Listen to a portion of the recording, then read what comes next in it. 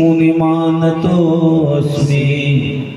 तं सर्वभूतहृदयं मुनिमानतोऽस्मि।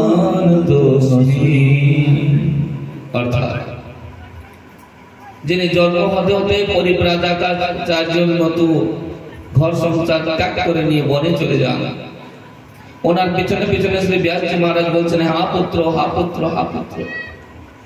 সমস্ত বৃক্ষলতা বলেন, হে মহারাজ, আপনি যাকে নিজের পুত্র মনে করছেন তিনি কেবল আপনারই পুত্র নেই, সংসারের সবার পুত্র, সবার আপনজন তিনি। আপনি নিজের নিয়ে পড়ে আছেন, সেই জন্য আপনি নিজের পুত্রের মোহ মায়াকে ত্যাগ করে দেন। সেই সমস্ত গাছপালার জ্ঞানের কথা শুনে নিয়ে ব্যাসজি মহারাজ আবার ফেরত চলে যান, আর সুখদেবজি মহারাজ জঙ্গলে চলে যান। আর সে জঙ্গল থেকে বলা যায় ব্যাসজি মহারাজ ওনাকে আবাহন করেন। আবাহন করার পরে দুঃখিত হয়ে শ্রীমদ্ ভাগবত কথা ওনাকে শোনাবার পরে পরিপক্ক হয়েছেন কি না হয়েছেন জনক মহারাজের কাছে পাঠান। জনক মহারাজ কি করলেন, কে এসেছে?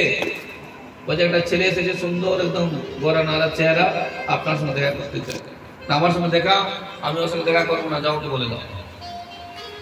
তো একদিন, 2 দিন, 3 দিন, যাও তো দেখো কেমন চেহারা দেখতে।